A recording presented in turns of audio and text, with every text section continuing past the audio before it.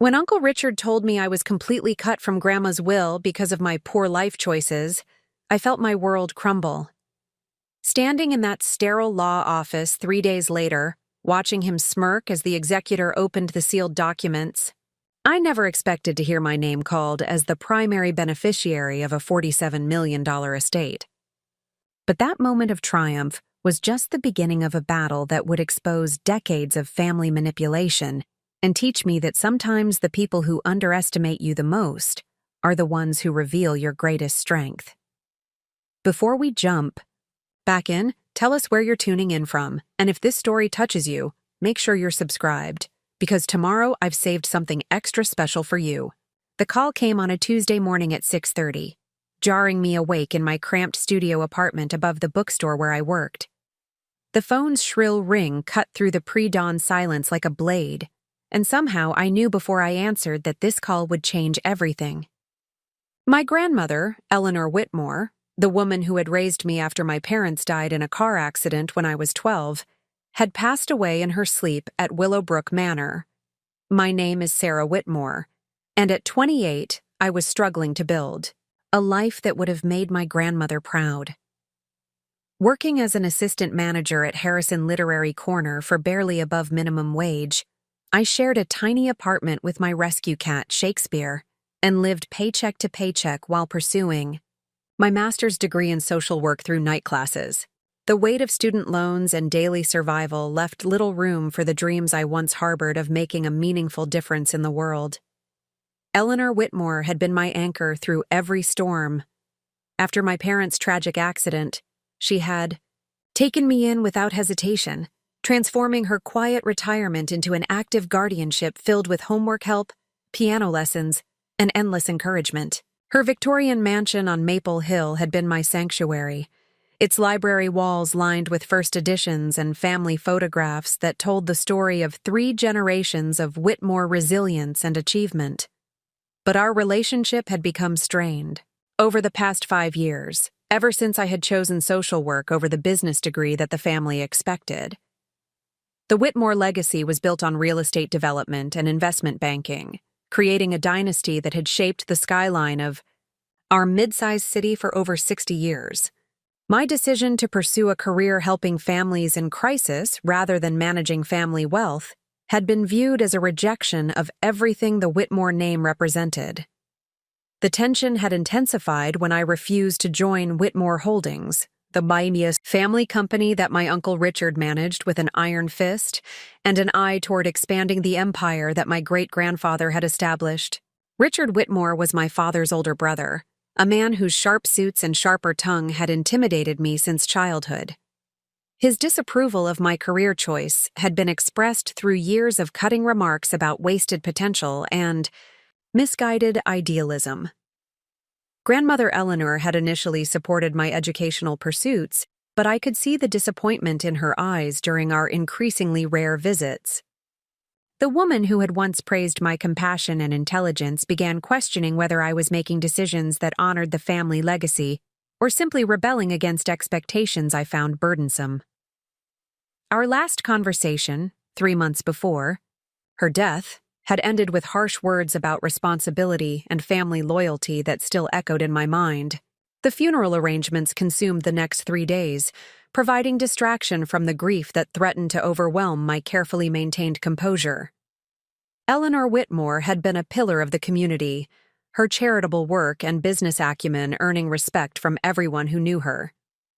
The service at St. Michael's Cathedral drew over 300 mourners, including city officials, business leaders, and countless individuals whose lives had been touched by her generosity. I stood in the receiving line beside Uncle Richard and his wife Diane, accepting condolences while struggling to process the reality that my strongest family connection was gone forever. Richard's presence dominated the gathering, his authoritative voice directing arrangements and accepting sympathies with the confident bearing of someone who had stepped naturally into the role of family patriarch. His interactions with prominent community members reinforced his position as Eleanor's obvious successor in both business and social standing. The contrast between Richard's commanding presence and my own uncertain status became painfully clear during the reception at the Whitmore mansion. Guests who had known me as Eleanor's granddaughter now treated me with polite distance, as if my estrangement from family expectations had diminished my legitimate claim to grief and memory. I found myself gravitating toward the kitchen staff and service workers, feeling more comfortable among people who understood financial struggle than among the wealthy elite who populated Eleanor's social circle. During the reception, I overheard fragments of conversations about Eleanor's estate and the impact her passing would have on various charitable organizations and business ventures. The discussions assumed that Richard would inherit control of the family holdings, a transition that everyone seemed to view as natural and inevitable. My own financial struggles were tacitly acknowledged through sympathetic glances and gentle inquiries about my future plans, but no one suggested that Eleanor's death might improve my circumstances.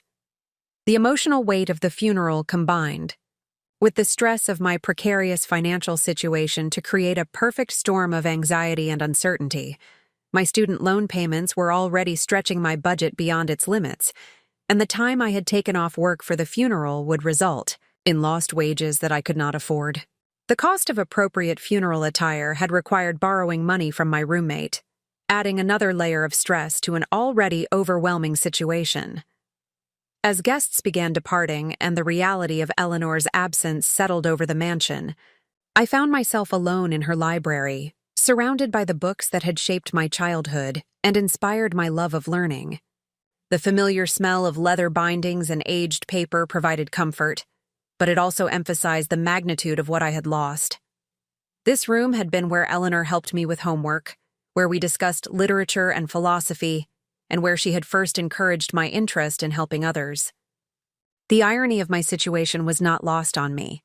I had chosen a career dedicated to helping families navigate crisis and trauma, yet I was struggling to manage my own family relationships and financial stability. The social work theories I studied in graduate school emphasized the importance of support systems and resource access, but I had systematically isolated myself from my family's resources through my refusal to conform to their expectations. Standing among Eleanor's books, I realized that my grandmother's death marked more than the loss of a loved one. It represented the end of my connection to a family legacy that I had rejected but never fully escaped.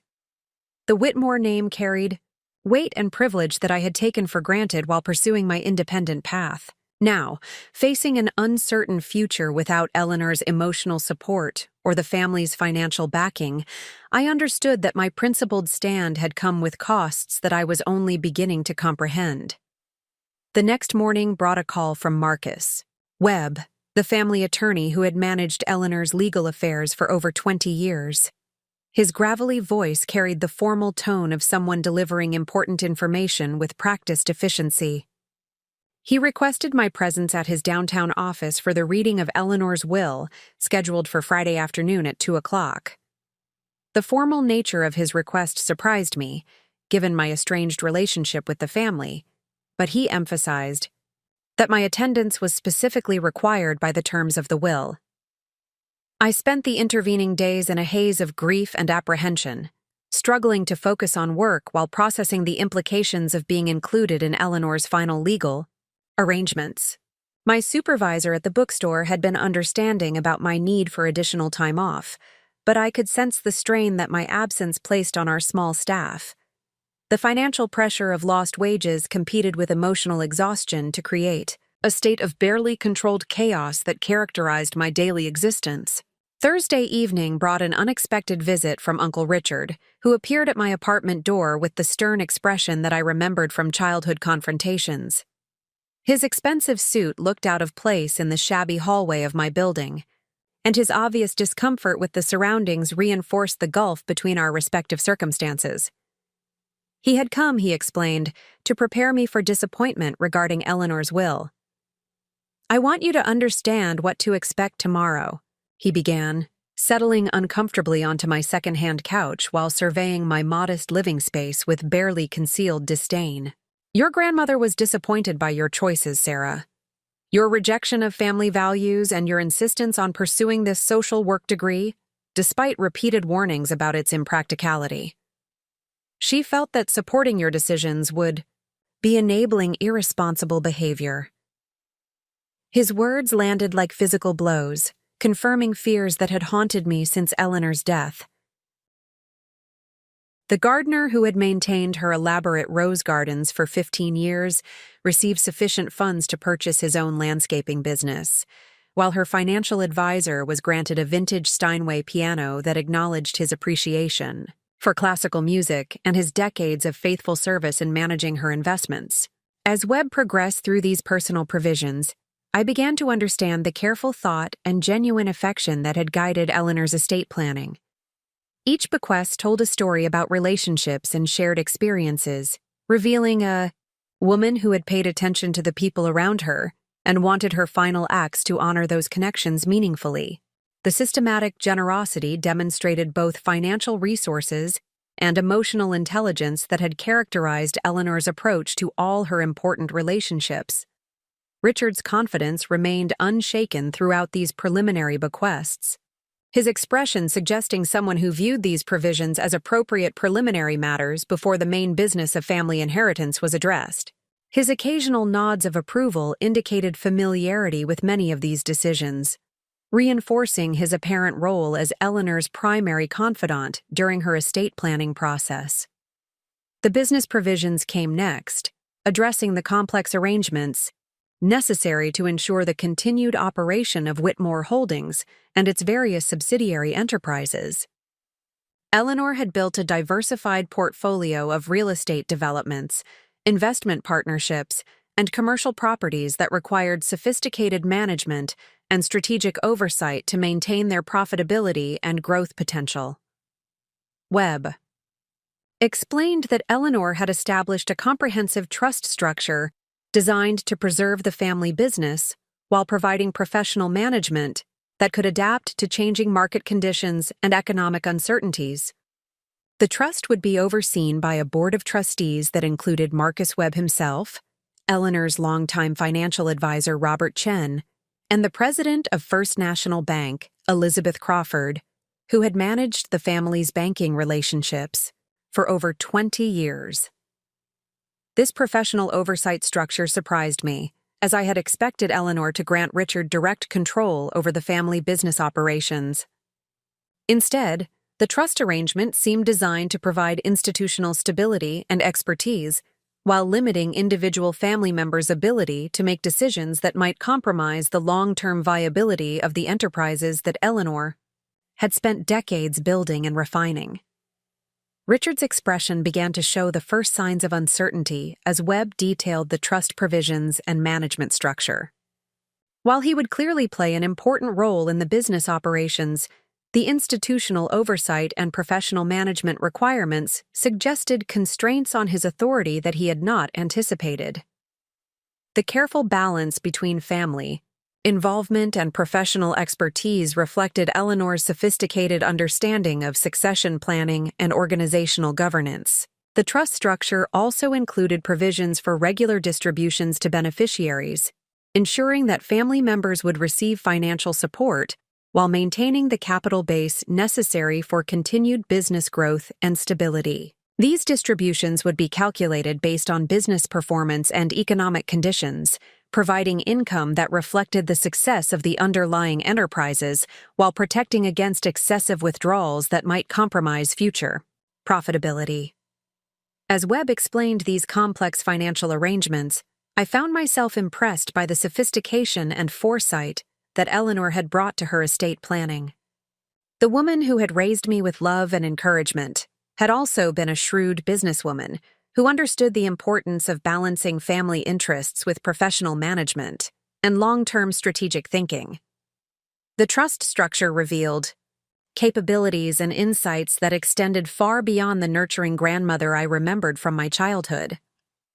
The explanation of business provisions consumed nearly 45 minutes, with Webb providing detailed information about asset valuations, management responsibilities, and distribution schedules that would govern the trust's operations for decades to come.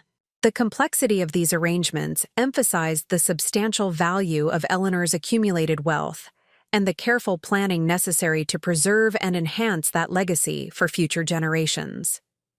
Richard asked several pointed questions about management authority and decision-making processes, his tone revealing growing concern about the limitations that the trust structure would place on his anticipated control over family business operations. Webb's responses were diplomatically phrased, but clearly indicated that Eleanor had prioritized institutional stability over individual family member preferences in designing these arrangements.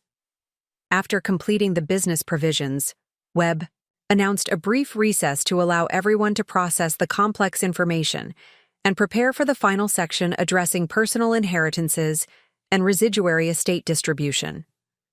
Richard and Diane engaged in hushed conversation near the window, their body language suggesting intense discussion about implications they had not fully anticipated.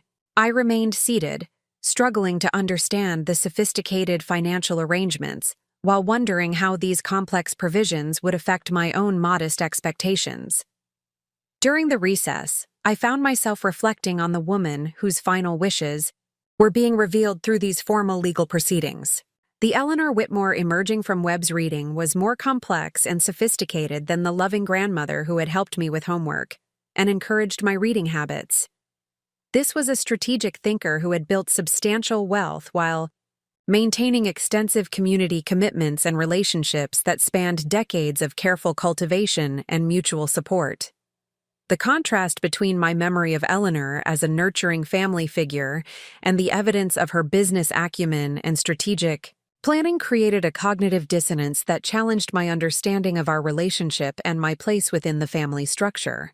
Perhaps my rejection of business career opportunities had been viewed not just as personal disappointment, but as a failure to appreciate the sophisticated legacy that Eleanor had spent her lifetime creating and preserving. When Webb called the meeting back to order, the atmosphere in the room had shifted subtly. Richard's earlier confidence had been replaced by visible tension, while Diane maintained her composure with slightly more effort than before. The complex business arrangements had clearly created uncertainties that they had not expected, suggesting that Eleanor's final wishes were proving more sophisticated and potentially surprising than anyone had anticipated. Webb returned to his position behind the mahogany desk and opened the final section of the will with deliberate ceremony. This portion would address the personal inheritances and residuary estate distribution that would determine each family member's individual financial circumstances and their ongoing relationship with Eleanor's accumulated wealth and assets. Webb prepared to read these final provisions.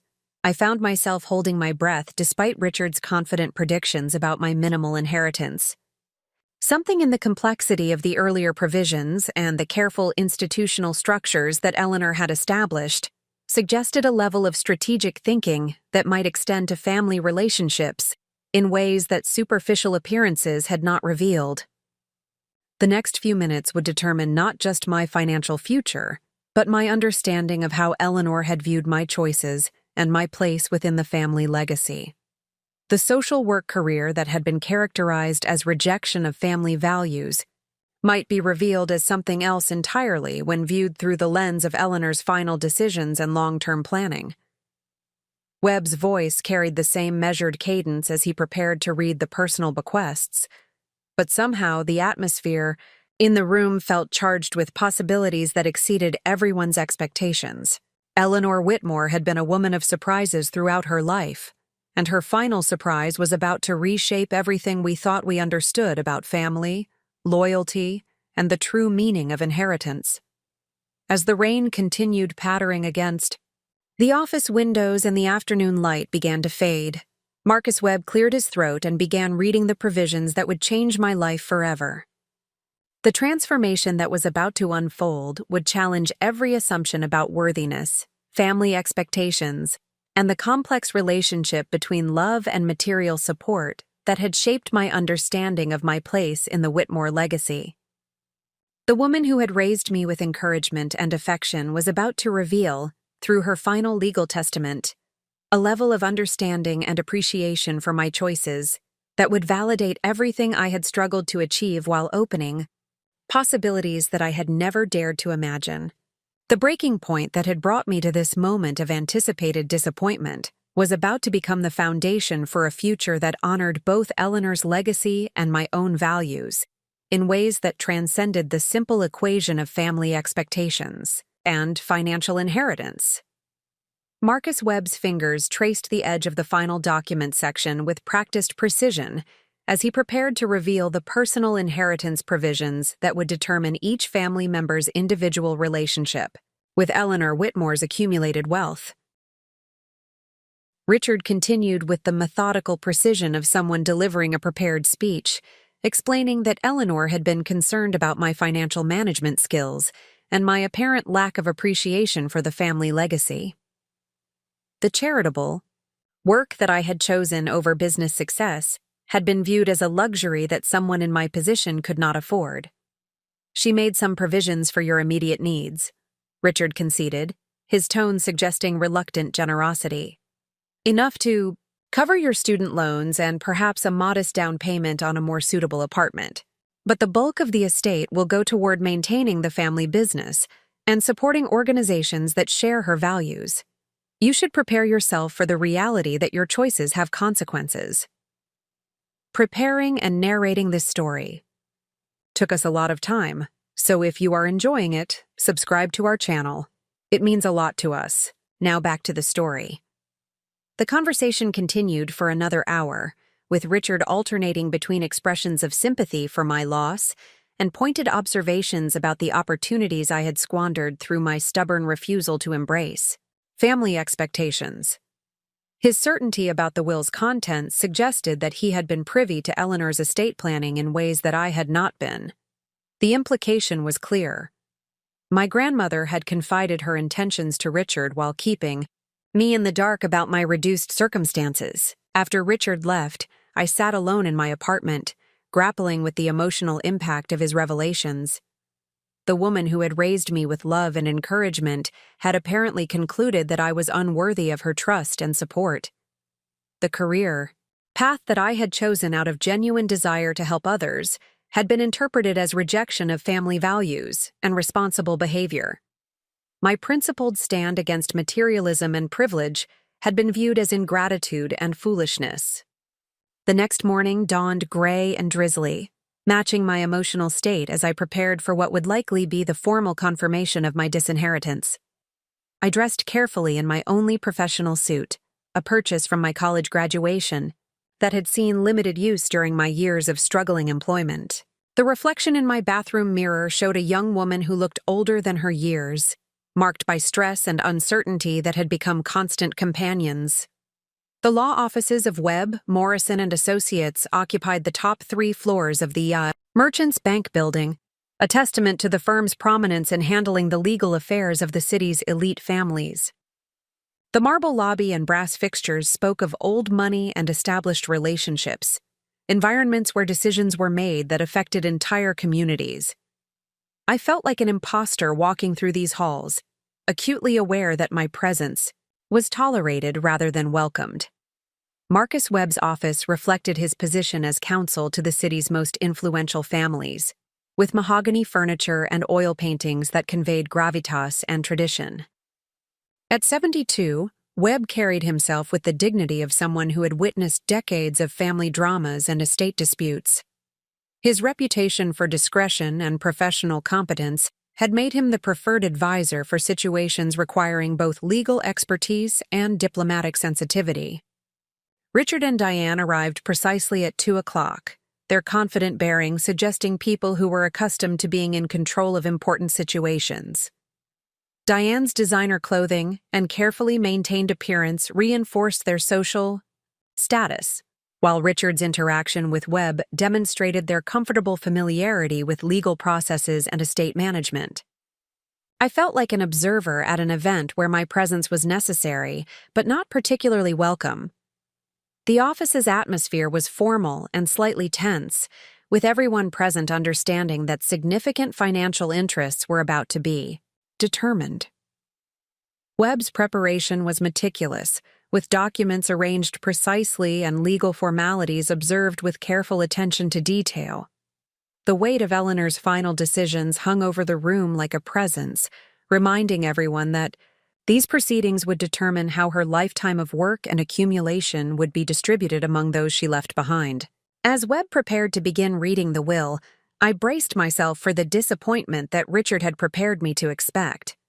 The woman who had shaped my childhood and encouraged my dreams had apparently concluded that my adult choices made me unworthy of her support and trust. The career that I had chosen out of genuine desire to help others had been interpreted as rejection of everything she valued. The financial struggles that had characterized my young adult life were about to become permanent features of my future. But even as I prepared for disappointment, a small part of me wondered whether Richard's certainty about the will's contents was justified. Eleanor had been a woman of surprises throughout her life, someone who made decisions based on careful consideration rather than obvious expectations. The same qualities that had made her successful in business might have influenced her estate, planning in ways that Richard had not anticipated. As Webb cleared his throat and began to speak, I found myself holding on to a thread of hope that perhaps my grandmother's final gesture would prove more complex than anyone expected. The transformation that was about to unfold would test everything I thought I knew about family, loyalty, and the true measure of success. But in that moment, sitting in Marcus Webb's office while rain pattered against the windows, I was simply a young woman grieving her grandmother while preparing to learn how that loss would shape the rest of her life.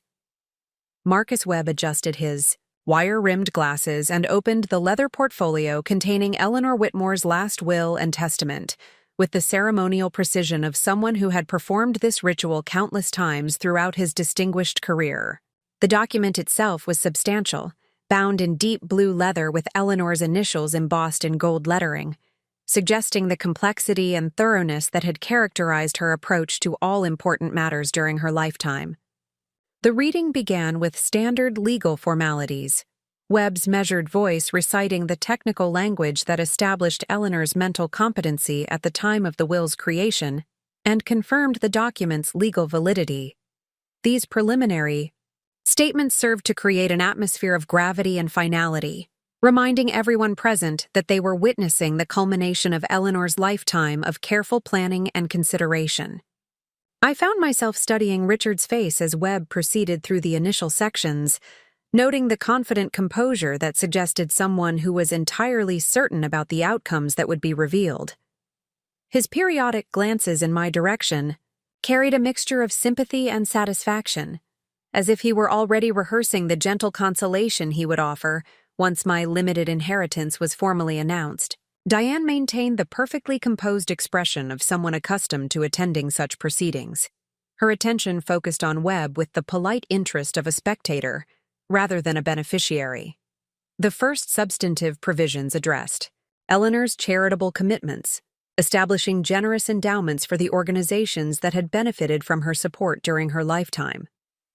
The Children's Hospital received $2 million for pediatric cancer research, while the Community Education Foundation was granted $1.5 million to expand literacy programs in underserved neighborhoods. These bequests reflected Eleanor's long-standing commitment to education and health care, causes that had motivated her philanthropy for over 3 decades. Additional charitable provisions included substantial gifts to the Historical Society, the Symphony Orchestra, and the Botanical Gardens, organizations that had shaped the cultural landscape of our community through Eleanor's active involvement and financial support. The cumulative value of these charitable bequests exceeded $8 million, demonstrating the breadth of Eleanor's community engagement and her commitment to leaving a lasting positive impact beyond her family. Webb paused after completing the charitable section, allowing time for everyone to absorb the magnitude of Eleanor's generosity while preparing for the personal bequests that would determine how her remaining assets would be distributed among family members and close associates. The atmosphere in the room grew more tense as we approached the portions of the will that would directly affect our individual circumstances and future financial security. The personal bequests began with provisions for Eleanor's longtime housekeeper, Maria Santos, who received $50,000 along with a small cottage on the estate grounds where she could live rent-free for the remainder of her life.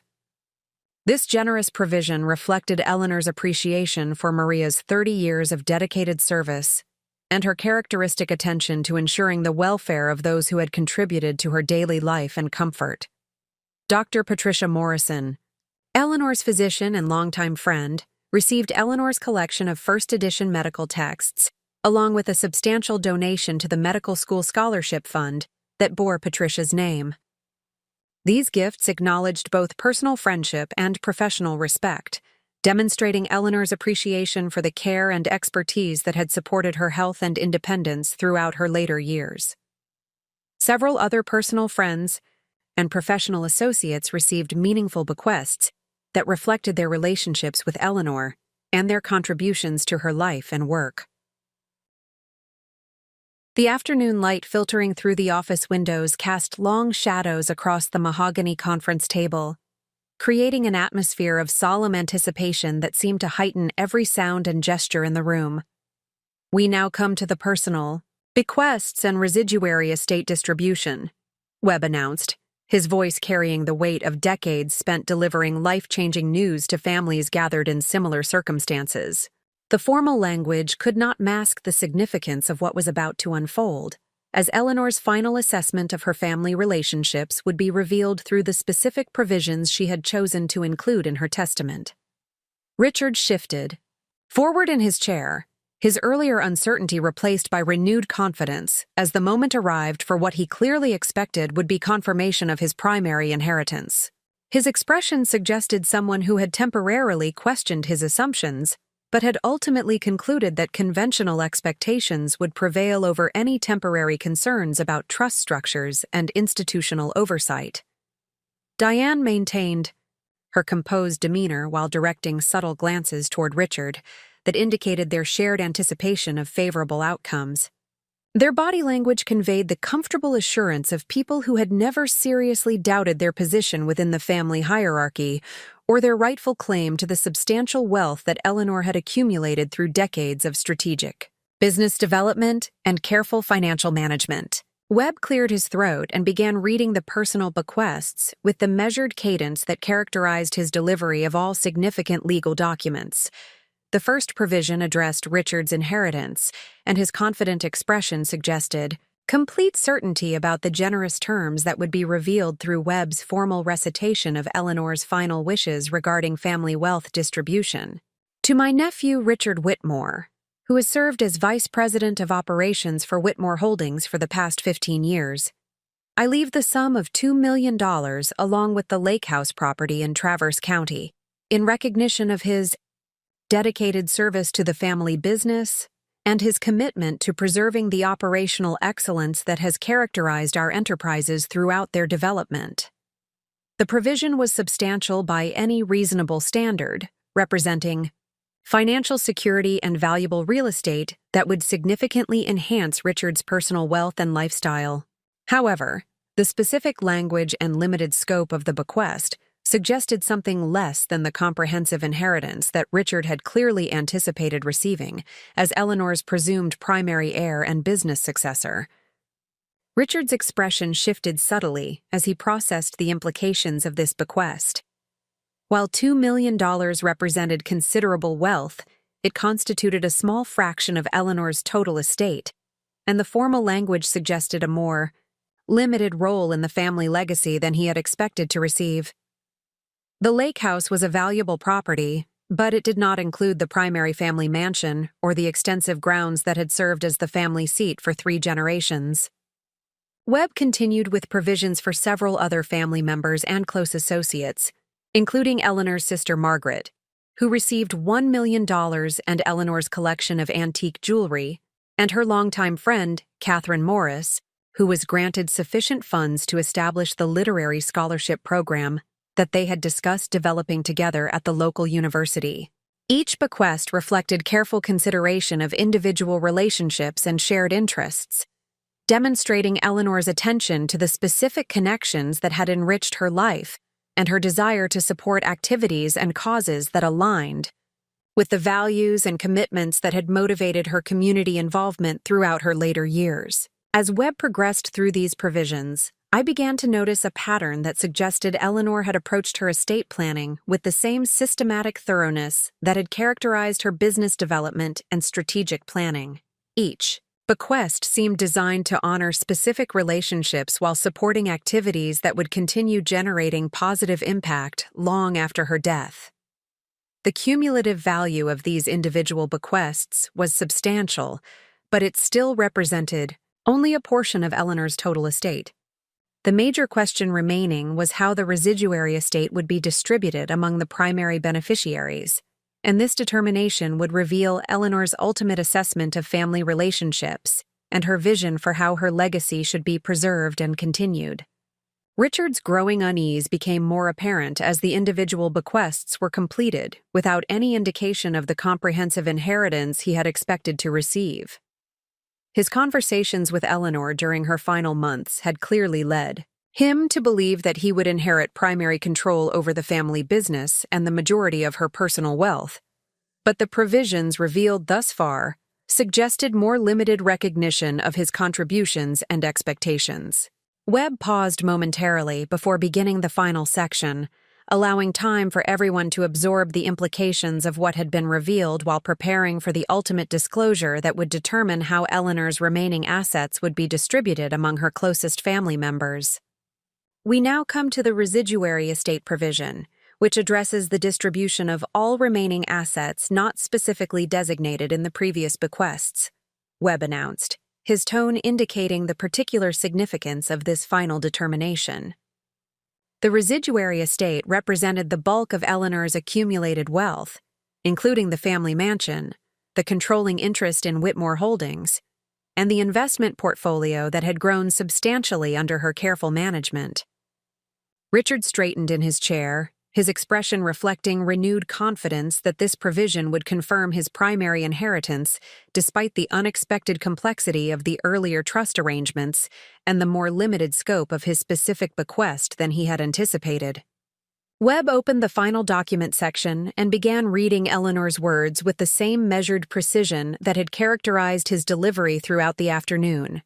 The provision that emerged would shatter every assumption about family relationships and reveal Eleanor's true assessment of the values and commitments that she had chosen to reward through her final testament.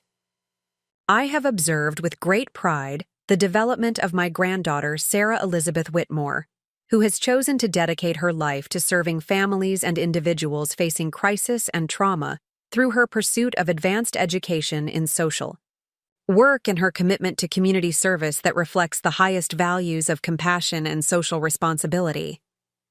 The unexpected mention of my name and the positive characterization of my career choices created a moment of stunned silence in the room. Richard's confident expression transformed into confusion and growing alarm as Webb continued reading Eleanor's assessment of my character and accomplishments. While other family members have focused primarily on financial advancement and business success, Sarah has demonstrated the moral courage to pursue work that serves the greater good, despite financial sacrifice and family pressure to conform to more conventional expectations. Her choice to help families navigate crisis situations reflects the same commitment to community welfare that has motivated my own philanthropic activities throughout my lifetime. Eleanor's words continued through Webb's steady recitation, painting a picture of my character and motivations that stood in stark contrast to the disappointment and rejection that Richard had described during his visit to my apartment. Rather than viewing my career choice as rebellion against family values, Eleanor had apparently seen it as embodiment of the compassion and social responsibility that represented the highest expression of those values. Sarah's financial struggles have resulted not from poor judgment or irresponsible behavior, but from her principled commitment to serving others despite the modest compensation that characterizes social service professions. Her willingness to accept personal sacrifice in order to pursue meaningful work demonstrates the strength of character and clarity of purpose that I hope will guide her use of the resources I am providing to support her continued service. Webb paused before reading the specific provision that would determine my inheritance, allowing Eleanor's assessment of my character and motivations to resonate throughout the room while preparing for the disclosure that would reveal the practical implications of her evaluation. Therefore, I hereby bequeath to Sarah Elizabeth Whitmore the entirety of my residuary estate, including the family mansion and all furnishings, my controlling interest in Whitmore Holdings and all subsidiary enterprises, my personal investment portfolio, and all other assets not specifically designated in previous provisions of this testament. The silence that followed this revelation was absolute. Richard's face had drained of color as the magnitude of Eleanor's decision became clear, while Diane sat frozen in apparent shock at the unexpected turn of events. I felt as though I were experiencing an out-of-body sensation, unable to process the reality that Eleanor had chosen to entrust me with the family legacy that I had supposedly rejected through my career choices. Webb continued reading the provision, which included specific instructions about how Eleanor expected me to use the inherited resources to support both my continued education and my commitment to social service work. She had envisioned the establishment of a foundation that would provide grants to organizations serving families in crisis, creating a permanent institutional structure that would combine the family's financial resources with my professional expertise in addressing community needs. I am confident that Sarah will use these resources to continue the tradition of community service that has characterized the Whitmore family legacy, while bringing fresh perspective and professional expertise that will enhance our ability to address the complex challenges facing families and individuals in our community. The provision included detailed guidance about how the family business should be managed to support both profitable operations and expanded philanthropic activities. Eleanor had envisioned a model that would integrate commercial success with social impact, using the business enterprises to generate resources for community development, while maintaining the operational excellence that had characterized Whitmore Holdings throughout its growth and expansion. Richard finally found his voice, sputtering objections about Eleanor's mental state and the validity of provisions that contradicted everything he had been led to expect about the estate distribution.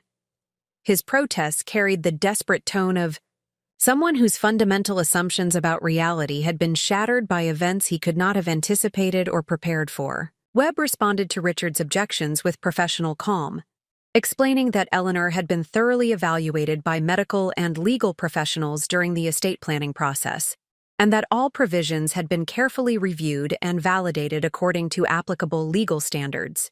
The will had been prepared with full awareness of its potentially controversial nature, and Eleanor had taken specific steps to ensure that her wishes could not be successfully challenged through legal action. The reading concluded with Eleanor's personal message to me, delivered through Webb's formal recitation but carrying the warmth and encouragement that I remembered from our relationship during my childhood and adolescence. She acknowledged the pain that our estrangement had caused both of us, while explaining that her apparent disapproval had been a deliberate strategy to protect me from family pressure that might have compromised my independence and commitment to my chosen path.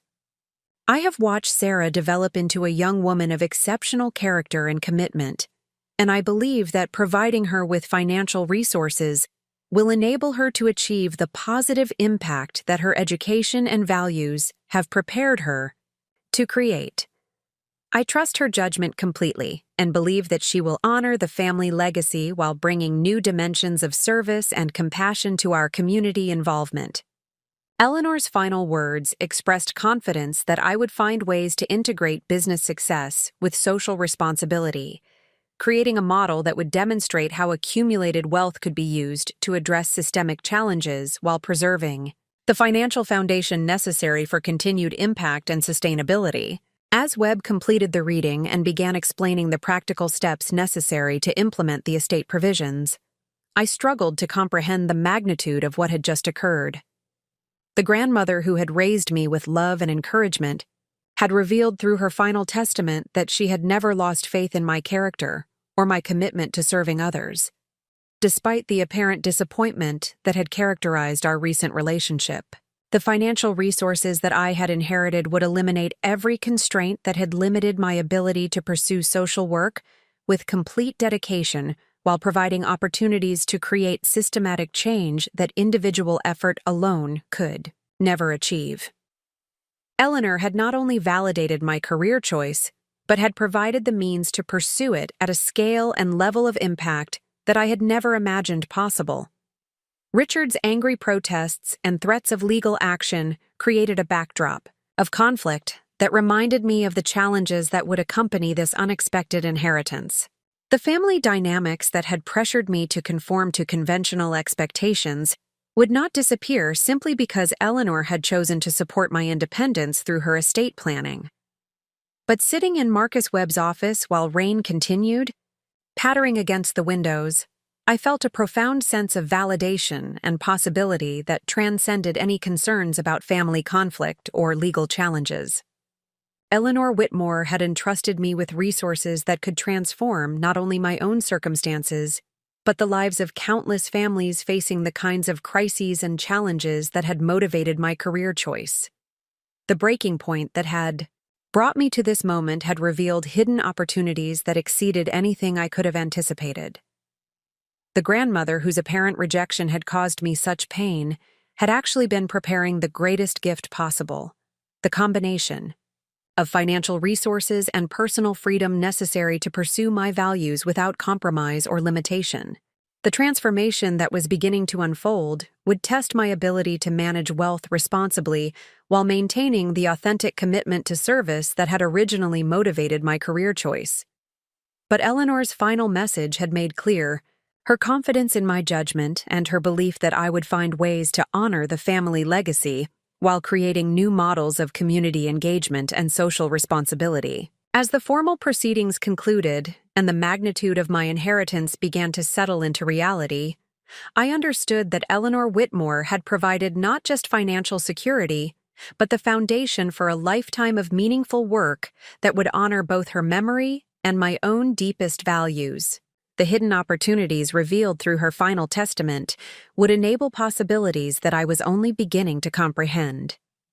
The weeks following the will reading passed in a surreal blur of legal consultations, financial assessments, and the gradual realization that my life had been irrevocably transformed by Eleanor's unprecedented decision. The magnitude of inheriting a $47 million estate extended far beyond the simple acquisition of wealth. It represented entry into a complex world of fiduciary responsibilities, investment management, and institutional obligations that required capabilities I had never needed to develop during my years of financial struggle. Marcus Webb had arranged for the estate transition to occur gradually over a 6-month period, allowing time for comprehensive financial audits, legal documentation, and the educational process necessary to prepare me for assuming control over such substantial assets. This deliberate pacing reflected both legal prudence and Eleanor's understanding that effective wealth management required systematic preparation rather than immediate assumption of responsibilities that could overwhelm someone without relevant experience. The first priority involved establishing my competence to manage the complex trust structures that governed Whitmore Holdings and its various subsidiary enterprises. Eleanor had created sophisticated organizational arrangements that balanced family ownership with professional management, ensuring operational continuity while providing mechanisms for strategic oversight and long-term planning that protected both profitability and community impact. Robert Chen, Eleanor's longtime financial advisor, became my primary mentor in understanding the intricacies of investment portfolio management and the strategic decision-making processes that had enabled Eleanor to build substantial wealth while maintaining her commitment to community development. Chen's patient explanations of market dynamics, risk assessment, and diversification strategies provided foundation knowledge that would be essential for preserving and growing the inherited assets.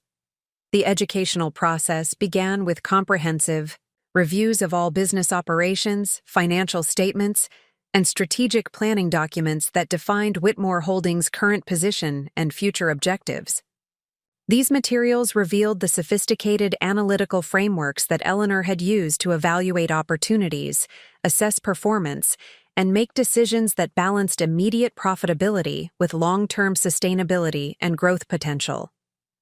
Chen emphasized that successful wealth management required understanding not just financial metrics, but also the broader economic and social contexts that influenced business performance and investment outcomes. This holistic perspective aligned with my social work training, which emphasized systems thinking and the importance of understanding how individual circumstances reflected larger structural factors and community conditions.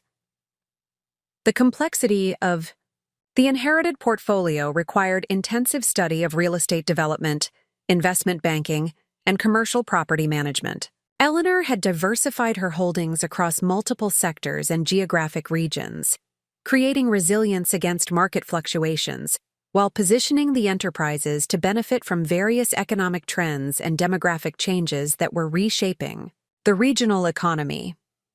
Dr. Patricia Morrison, who had served on several nonprofit boards with Eleanor, provided guidance about the philanthropic dimension of wealth management and the strategic approaches that could maximize social impact while maintaining financial sustainability. Her perspective emphasized that effective philanthropy required the same analytical rigor and systematic planning that characterized successful business operations. The integration of business success with social responsibility represented a particular challenge that required developing new frameworks for evaluating opportunities and measuring outcomes.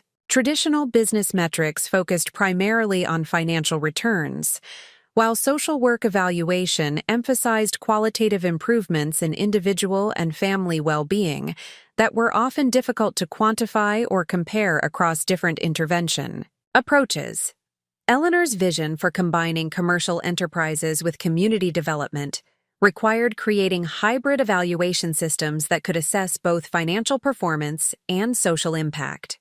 This integration demanded understanding how business decisions affected employment opportunities, community development, and the broader social conditions that influenced family stability and individual success.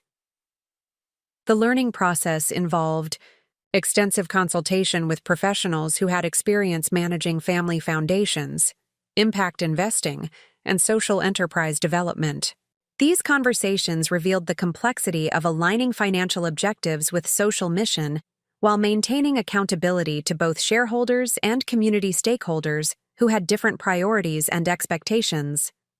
Catherine Morris, Eleanor's longtime friend and fellow philanthropist, shared insights about the challenges and opportunities that characterized significant charitable giving in a community where many organizations competed for limited resources while addressing overlapping but distinct aspects of systemic problems. Her guidance emphasized the importance of strategic coordination and the potential for leveraging private resources to stimulate broader community investment in effective solutions. The practical aspects of wealth management required developing relationships with legal professionals, accounting specialists, and investment advisors who could provide ongoing support for the complex administrative requirements that accompanied significant assets. These professional relationships needed to be built on shared understanding of both financial objectives and social mission to ensure that all decisions aligned with Eleanor's vision for integrated impact. Marcus Webb facilitated introductions to estate planning attorneys, tax specialists, and regulatory experts who could provide guidance about the legal frameworks and compliance requirements that govern charitable foundations, impact investing, and the various hybrid organizational structures that were emerging to support socially responsible wealth management. The educational process also required understanding the governance structures and decision-making processes that would enable effective oversight of multiple enterprises while maintaining strategic focus and operational efficiency. Eleanor had established board structures and management systems that provided both professional expertise and family input, while preventing conflicts of interest that could compromise performance or mission alignment. Learning to chair board meetings, review financial reports, and provide strategic guidance required developing leadership capabilities that differed significantly from the direct service skills that characterized social work practice. These management responsibilities demanded understanding organizational dynamics, strategic planning, and the communication skills necessary to work effectively with professionals who had decades of experience in business operations and investment management. The transition also required developing media relations capabilities, as the inheritance had attracted attention from local business publications and community organizations interested in understanding how the change in ownership might affect Whitmore Holdings' operations and community involvement. Managing public communications required balancing transparency with privacy while articulating a vision that would maintain stakeholder confidence and community support. The most challenging aspect of the educational process involved reconciling my personal values with the realities of managing enterprises that operated in competitive markets where social impact sometimes conflicted with immediate financial returns. These tensions required developing decision-making frameworks that could balance multiple objectives while maintaining both ethical integrity and fiduciary responsibility. Robert Chen's mentorship proved particularly valuable in understanding how investment decisions could be structured to support both financial growth and social impact through careful selection of projects and partners who shared commitments to community development and responsible business practices. This approach required more sophisticated analysis than traditional investment evaluation, but it offered possibilities for creating sustainable positive change that extended beyond charitable giving. The establishment of the Whitmore Foundation required learning about nonprofit governance, grant-making strategies, and the regulatory requirements that governed charitable organizations. These operational aspects demanded understanding legal compliance, financial management, and program evaluation systems that could demonstrate effectiveness to both regulatory authorities and community stakeholders. Dr. Morrison's guidance about foundation governance emphasized the importance of establishing clear mission statements, evaluation criteria, and decision-making processes that would ensure consistent performance and accountability over time. These organizational structures needed to be sophisticated enough to manage substantial resources while remaining flexible, enough to adapt to changing community needs and emerging opportunities for impact. The Foundation's focus on supporting families in crisis required developing expertise about the various intervention approaches, service delivery models, and evaluation methodologies that characterized effective family support programs. This knowledge base drew upon my social work training while extending into areas such as program design, outcome measurement, and systems coordination that required additional professional development. Collaboration with existing community organizations required understanding their operational capabilities, funding requirements, and service delivery approaches to identify opportunities for strategic partnerships that could leverage the Foundation's resources to strengthen existing programs rather than creating competitive duplicate services. This coordination demanded diplomatic skills and strategic thinking that complemented but differed from direct practice capabilities. The scale of resources now available created possibilities for addressing systemic problems through coordinated interventions that combined direct services, policy advocacy, and community development initiatives. These comprehensive approaches required understanding how different types of interventions could be sequenced and coordinated to create synergistic effects that exceeded the sum of individual program impacts. By the end of the 6-month transition period, I had developed sufficient understanding of business operations, investment management, and philanthropic strategy to begin implementing Eleanor's vision for integrated social impact and financial sustainability. The educational process had revealed both the complexity and the potential of managing significant wealth in ways that honored both fiduciary responsibilities and community commitments. The capabilities I had developed during this intensive learning period provided foundation for pursuing Eleanor's ambitious vision while maintaining the authentic commitment to service that had originally motivated my career choice. The combination of financial resources and professional expertise created possibilities for systematic change that individual effort alone could never achieve. The transformation from struggling social work student to steward of substantial community resources required not just technical knowledge, but also the emotional maturity and strategic thinking necessary to navigate complex stakeholder relationships, while maintaining focus on long-term impact rather than immediate recognition or personal satisfaction. As I prepared to assume full responsibility for managing Eleanor's legacy, I understood that the real measure of success would be demonstrated through the effectiveness of programs and initiatives that emerged from this foundation of careful preparation and systematic capability development. The hidden opportunities revealed through Eleanor's inheritance had created possibilities that I was finally prepared to pursue with both competence and confidence. The implementation of Eleanor's vision required establishing partnerships with community organizations, professional service providers, and institutional stakeholders who possessed complementary capabilities and shared commitments to addressing systemic challenges affecting family stability and individual success. The transition from individual effort to collaborative impact demanded developing strategic relationship-building skills that would enable sustainable coordination across multiple organizations and stakeholder groups. The first priority involved conducting comprehensive assessments of existing community resources to identify organizations that demonstrated both operational excellence and mission alignment with the Whitmore Foundation's objectives. This evaluation process required understanding each organization's service delivery approaches, financial sustainability, leadership capabilities, and track record of achieving measurable outcomes for the populations they served. Dr. Jennifer Matthews, Director of Community Services at Metropolitan University, emerged as a crucial partner who brought both academic research capabilities and practical experience in coordinating multi-organizational initiatives.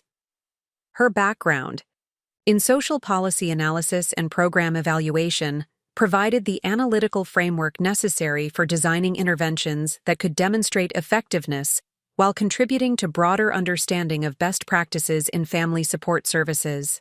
Matthews had spent 15 years developing and evaluating community-based programs that addressed the interconnected challenges of housing instability, employment barriers, and educational access that characterized family crisis situations. Her research had identified specific intervention approaches that produced sustainable improvements in family functioning, while generating cost savings for social service systems and other community institutions.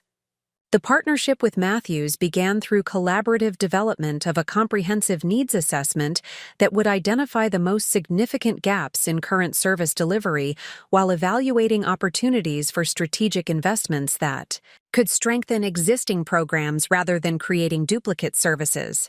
This research-based approach ensured that foundation resources would address documented community needs through evidence-based interventions. The needs assessment revealed substantial coordination challenges between organizations that served overlapping populations but operated with limited communication and strategic alignment. Families experiencing crisis often navigated multiple service systems that required separate applications, maintained different eligibility criteria, and provided services that were not systematically coordinated to address the complex, interconnected nature of the challenges they faced. These coordination barriers created inefficiencies that reduced the effectiveness of individual programs while placing additional burden on families who were already struggling with multiple stressors and limited resources.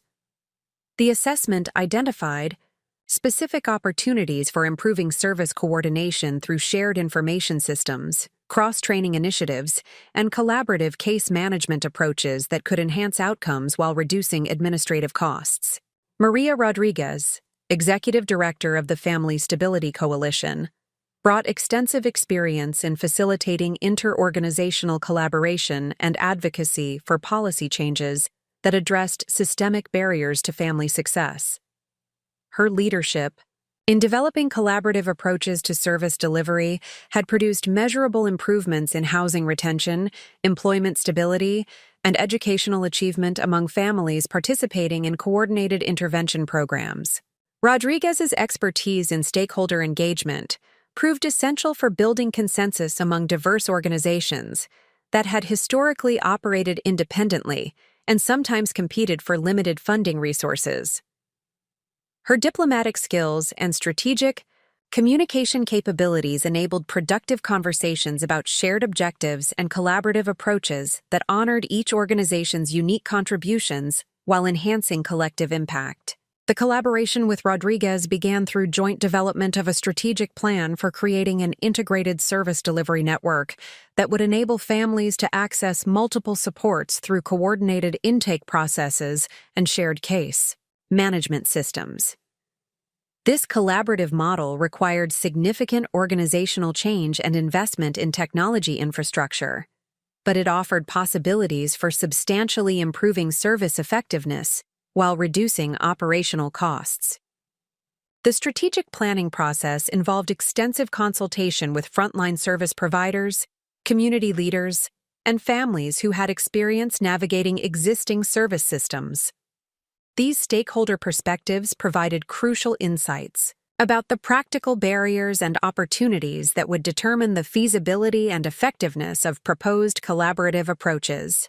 Thomas Chen, Managing Director of First National Bank's Community Development Division, provided expertise in structuring financing mechanisms that could support both immediate program implementation and long-term organizational sustainability. His background in community development finance and social impact investing offered innovative approaches to leveraging foundation resources with other funding sources to maximize total investment in community-strengthening initiatives. Chen's experience with community loan funds, social enterprise development, and impact investing provided frameworks for creating self-sustaining programs that could continue generating community benefits beyond the initial foundation investment period. These approaches emphasized building organizational capacity and creating revenue-generating activities that would reduce dependence on charitable funding while maintaining commitment to social mission and community accountability. The partnership with Chen began through collaborative development of financing strategies that could support both direct service expansion and organizational capacity building among partner organizations. These financing mechanisms included low-interest loans for technology infrastructure, matching funds for staff development initiatives, and equity investments in social enterprises that addressed community needs while generating revenue to support ongoing operations. The implementation of collaborative financing required establishing governance structures and evaluation systems that could ensure accountability to multiple stakeholders while maintaining focus on achieving measurable improvements in family and community outcomes. These management systems needed to balance transparency with efficiency while providing regular communication about progress and challenges to all participating organizations and funding partners. Dr. Patricia Morrison's connections within the healthcare community facilitated partnerships with medical providers who could address the health-related factors that often contributed to family crisis situations. The integration of healthcare services with social support programs offered possibilities for comprehensive intervention approaches that addressed multiple dimensions of family well-being through coordinated professional expertise. The healthcare partnerships focused particularly on addressing mental health challenges, substance abuse issues, and chronic medical conditions that affected family stability and individual capacity for maintaining employment and housing. These health-related factors often created cascading effects that led to crisis situations requiring emergency intervention rather than preventive support that could maintain stability and prevent more serious problems. Dr. Morrison's guidance in developing these healthcare partnerships emphasized the importance of creating communication protocols and shared care approaches that honored patient confidentiality while enabling coordinated support that addressed both medical and social factors affecting family functioning. These integrated approaches required establishing trust and professional relationships between healthcare providers and social service professionals who had historically operated with limited collaboration. The development of healthcare partnerships also required addressing financial barriers and insurance limitations that prevented many families from accessing necessary medical and mental health services. The Foundation's resources could be used strategically to fill gaps in healthcare access while advocating for policy changes that would address systemic barriers to comprehensive healthcare coverage for vulnerable populations. Catherine Morris provided crucial guidance about engaging philanthropic community and establishing relationships with other foundations and charitable organizations that shared similar objectives and could contribute resources or expertise to collaborative initiatives. Her extensive experience in nonprofit governance and fundraising offered insights about building sustainable funding coalitions that could support long-term community development efforts. Morris emphasized that effective philanthropy required understanding the broader landscape of community resources and identifying opportunities for strategic coordination that could leverage multiple funding sources to achieve greater impact than individual organizations could accomplish independently. This collaborative approach to resource development required diplomatic skills and strategic thinking that went beyond traditional grant-making to include advocacy, capacity building, and systems change initiatives. The engagement with other philanthropic organizations began through participation in existing collaborative networks and strategic discussions about shared community priorities. These conversations revealed opportunities for coordinating foundation investments with government funding, corporate social responsibility initiatives, and other charitable resources to create comprehensive approaches to addressing complex community challenges. The philanthropic partnerships also provided access to national networks of foundations and community development organizations that had experience implementing similar collaborative approaches in other communities. These connections offered opportunities for learning from successful models while adapting proven strategies to local conditions and specific community needs and assets. Marcus Webb's legal expertise proved essential for structuring partnership agreements and governance arrangements that could support collaborative initiatives while protecting each organization's interests and maintaining compliance with regulatory requirements that governed nonprofit operations and charitable giving. These legal frameworks needed to balance flexibility with accountability, while ensuring that all collaborative activities supported rather than compromised participating organizations' individual missions and operational requirements.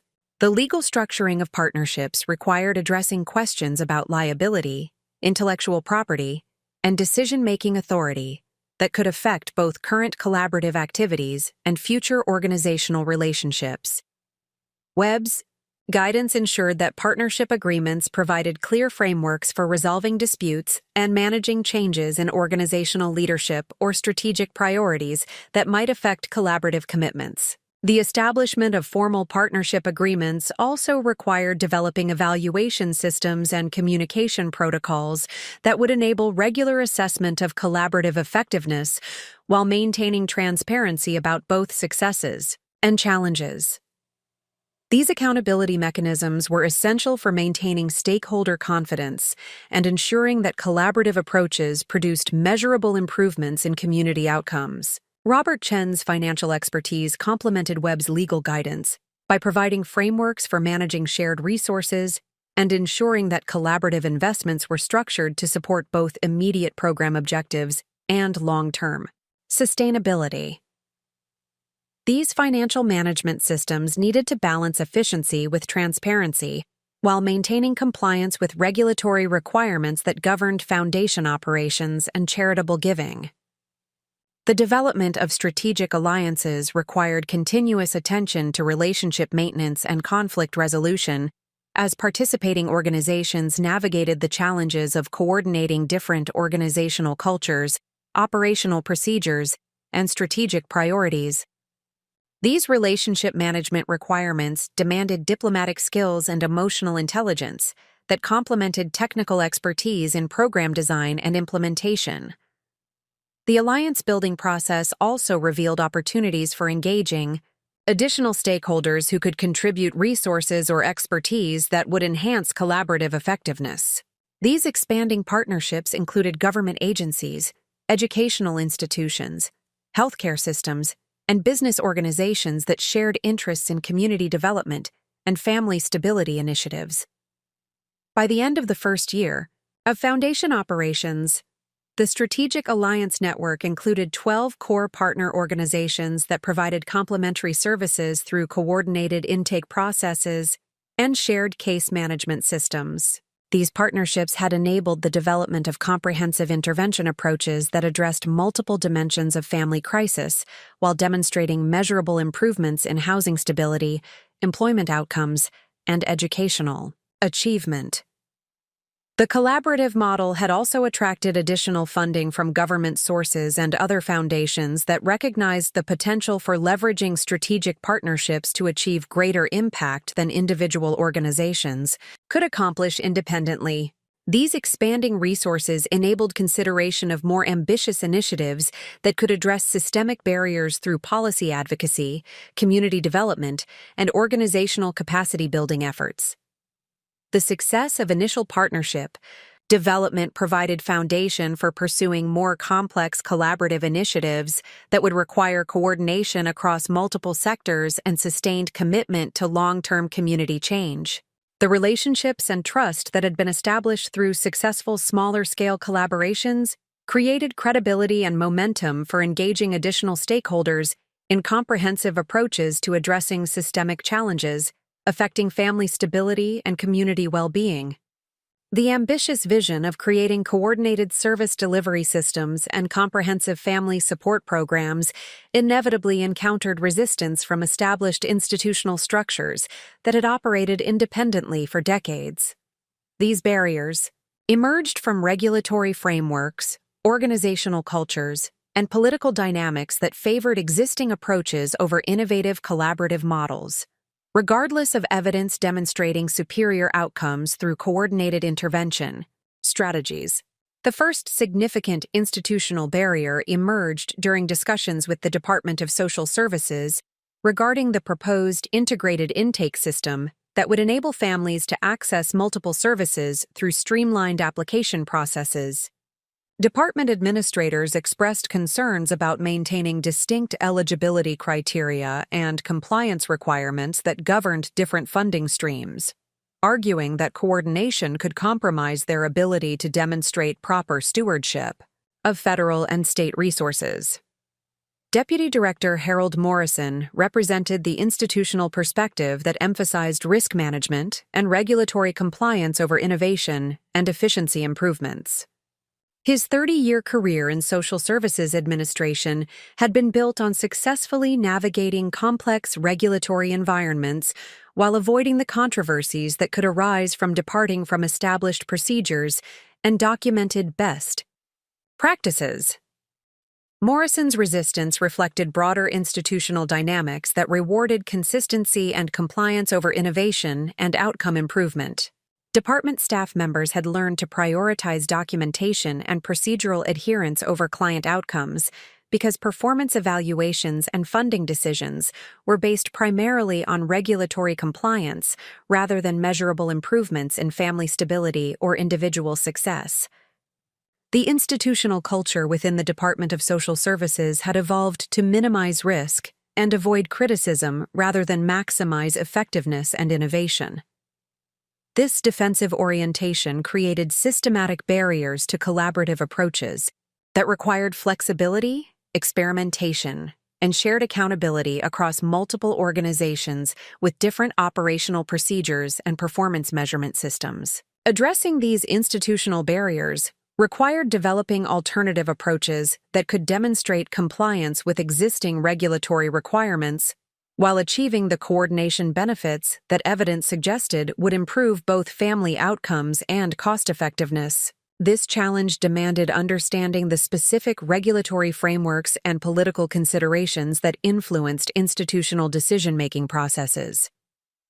Dr. Jennifer Matthews provided crucial expertise in navigating regulatory requirements and identifying legal pathways for implementing collaborative approaches without compromising individual organizations' compliance obligations.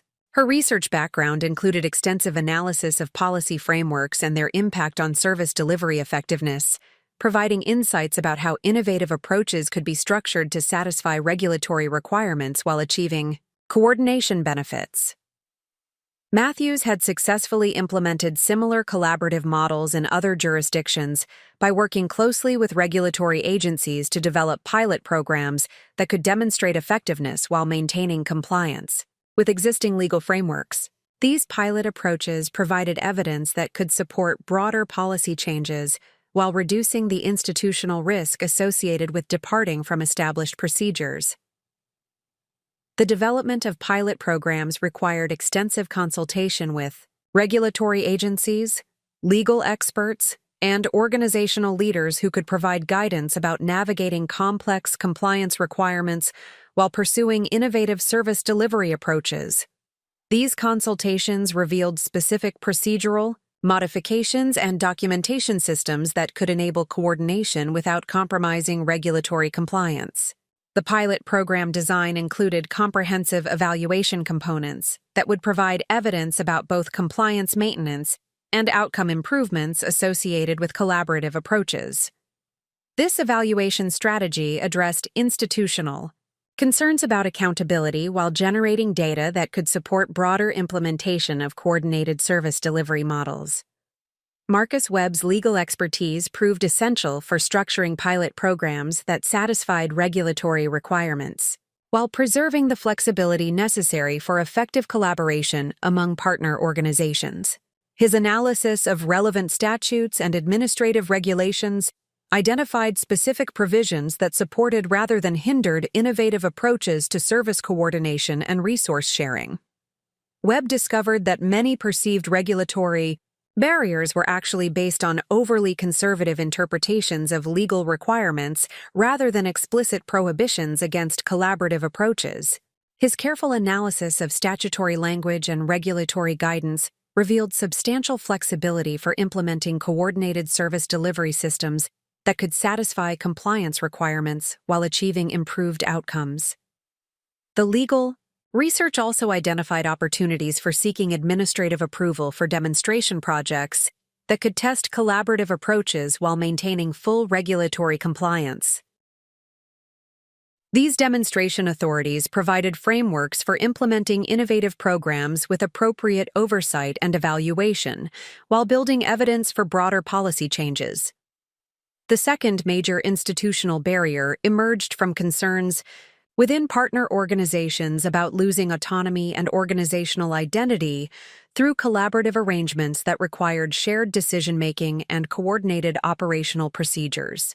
These concerns reflected legitimate organizational interests in maintaining independence and flexibility, while participating in collaborative initiatives that could enhance their effectiveness.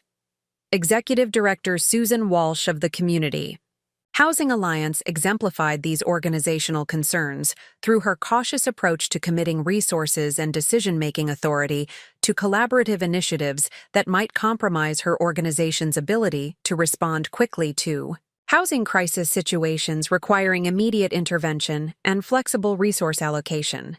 Walsh's 30-year experience in housing services had taught her the importance of maintaining organizational agility and independence when addressing emergency situations that required rapid response and creative problem-solving. Her concerns about collaborative constraints reflected practical experience with the challenges of coordinating multiple organizations during crisis situations that demanded immediate action. The organizational resistance also reflected funding considerations and competitive dynamics that had historically characterized relationships among service providers, competing for limited resources from government agencies and philanthropic organizations. These competitive pressures had created organizational cultures that emphasized independence and self-sufficiency over collaboration and resource sharing. Addressing organizational resistance required developing partnership structures that preserved individual organizational autonomy while enabling coordination benefits that enhanced rather than compromised each partner's effectiveness. This balance demanded sophisticated governance arrangements and communication systems that could support collaboration without creating bureaucratic barriers to responsive service delivery. Maria Rodriguez's experience in facilitating inter-organizational collaboration provided valuable guidance about structuring partnerships that honored individual organizational priorities while achieving coordination benefits. Her diplomatic approach emphasized building trust and shared understanding rather than imposing structural changes that could threaten organizational autonomy and effectiveness. Rodriguez had successfully mediated similar organizational tensions in other collaborative initiatives by developing governance structures that provided clear frameworks for shared decision-making while preserving individual organizational flexibility and independence. These governance models included dispute resolution procedures and exit provisions that addressed organizational concerns about maintaining autonomy.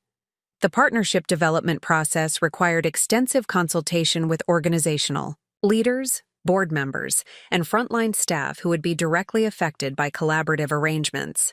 These stakeholder conversations provided insights about specific concerns and practical considerations that needed to be addressed through partnership agreements and operational procedures. The third institutional barrier involved political dynamics and community relationships that influenced funding decisions and policy support for innovative approaches to social service delivery. These political considerations reflected competing priorities and stakeholder interests that could either support or undermine collaborative initiatives depending on how they were presented and implemented. City Council member Patricia Harrison represented political perspectives that emphasized accountability and cost-effectiveness, while expressing skepticism about innovative approaches that had not been proven through extensive evaluation and demonstration in comparable communities. Her concerns reflected legitimate political interests in ensuring that public resources were used effectively, while avoiding controversies that could affect electoral success. Harrison's political position required balancing support for innovation with responsibility to taxpayers who expected efficient use of public resources and measurable improvements in community conditions. Her cautious approach to endorsing collaborative initiatives reflected political realities rather than opposition to improved service delivery or better outcomes for families in crisis. The political dynamics also included relationships among various elected officials, community leaders, and organizational representatives who had different perspectives on priorities for community development and social service delivery. These diverse viewpoints created both opportunities and challenges for building consensus around collaborative approaches that required sustained political support. Addressing political barriers required developing communication strategies that could articulate the benefits of collaborative approaches in terms that resonated with political priorities and community values. This communication challenge demanded understanding how to present evidence about effectiveness and cost savings in ways that addressed political concerns about accountability and public resource stewardship. Catherine Morris's extensive experience in community relations and advocacy provided valuable guidance about engaging political stakeholders and building support for innovative approaches to community development. Her relationships with elected officials and community leaders created opportunities for productive conversations about collaborative initiatives and their potential benefits. Morris had successfully advocated for similar policy changes by developing broad coalitions that included business leaders, community organizations, and advocacy groups who could demonstrate diverse support for innovative approaches to addressing community challenges. These coalition-building strategies provided political cover for elected officials while creating momentum for policy changes. The political engagement strategy included developing clear communication materials that explained collaborative approaches in terms of fiscal responsibility, outcome improvement, and community benefit rather than abstract concepts about service coordination and organizational efficiency.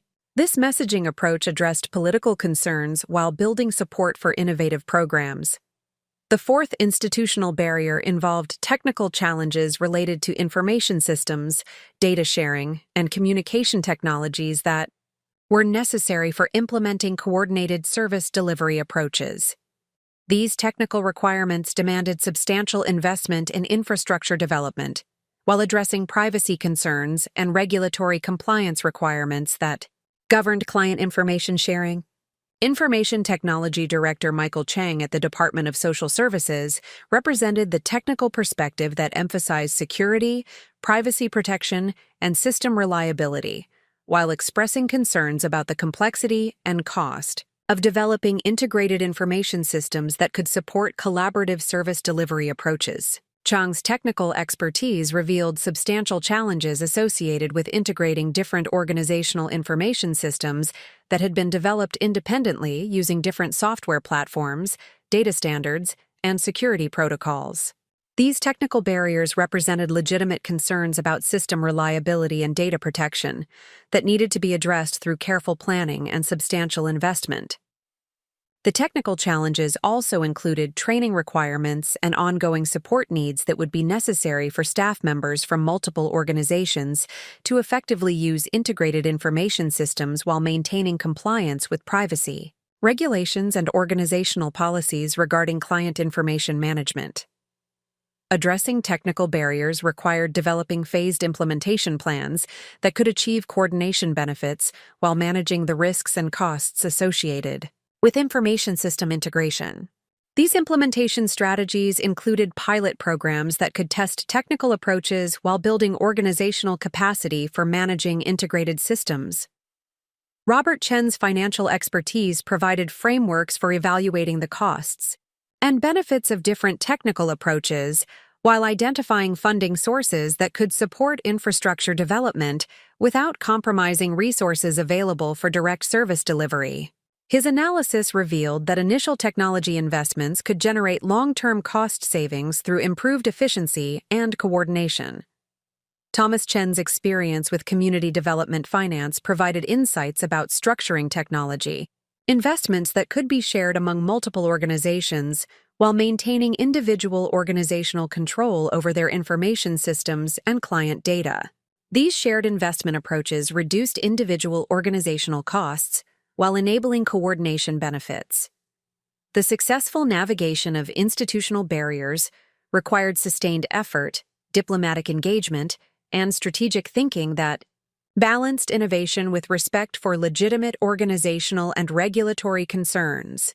The process demanded patience and persistence, while maintaining focus on the ultimate objective of improving outcomes for families and individuals facing crisis situations. The breakthrough in overcoming institutional resistance came through the successful implementation of pilot programs that demonstrated measurable improvements in both family outcomes and organizational efficiency while maintaining full compliance with regulatory requirements. These demonstration results provided evidence that addressed institutional concerns while building momentum for broader implementation of collaborative approaches. The pilot programs revealed that institutional barriers often reflected risk aversion and limited understanding of innovative approaches rather than fundamental incompatibility between collaboration and regulatory compliance. The careful documentation of both process improvements and outcome achievements provided evidence that could support broader policy changes and organizational adoption of collaborative models. By the end of the second year of Foundation operations, the sustained effort to address institutional barriers had created momentum for broader implementation of coordinated service delivery approaches that were beginning to demonstrate systemic improvements in community capacity for supporting families in crisis while reducing overall costs and improving resource utilization efficiency. The convergence of systematic preparation, strategic alliance development, and persistent institutional engagement created conditions for achieving the first significant demonstration of collaborative service delivery effectiveness that would validate Eleanor's vision while establishing credibility for broader implementation of coordinated community support systems. This breakthrough emerged through the successful launch of the Integrated Family Stability Program, which provided comprehensive evidence of improved outcomes while demonstrating sustainable operational models that could be replicated across different service delivery contexts. The pilot program implementation began with careful selection of participating families who represented the complex, multidimensional challenges that characterized typical crisis situations requiring intervention from multiple service providers. These families faced combinations of housing instability, employment barriers, healthcare needs, and educational challenges that had historically required navigation of separate service systems with different application procedures, eligibility criteria, and coordination mechanisms. The Martinez family exemplified the target population for the integrated approach. Rosa Martinez, a single mother of 3 children, had been struggling to maintain stable housing while managing her diabetes and her youngest daughter's learning disability. Her case required coordination among housing services, healthcare providers, educational support specialists, and employment assistance programs that had previously operated independently with minimal communication or shared planning. Under the traditional service delivery model, Rosa had been required to complete separate applications for each type of assistance, attend different appointments at various locations throughout the city, and provide duplicate documentation to multiple agencies that maintained their own case management systems without systematic information sharing. This fragmented approach created substantial burden for Rosa while generating inefficiencies that reduced the effectiveness of individual programs. The integrated approach enabled Rosa to complete a comprehensive assessment through a single intake process that identified all relevant service needs while developing a coordinated support plan that addressed immediate crisis issues alongside longer-term stability objectives. This streamlined approach reduced administrative burden for Rosa, while enabling service providers to develop comprehensive intervention strategies that addressed multiple challenges simultaneously.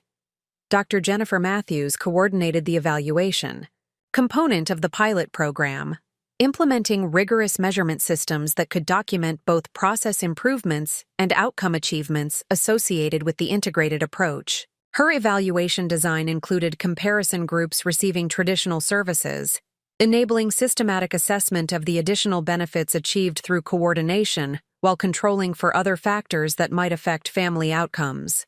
The evaluation methodology incorporated both quantitative metrics measuring housing retention, employment stability, healthcare utilization, and educational progress alongside qualitative assessment of family satisfaction, service accessibility, and perceived effectiveness of support services.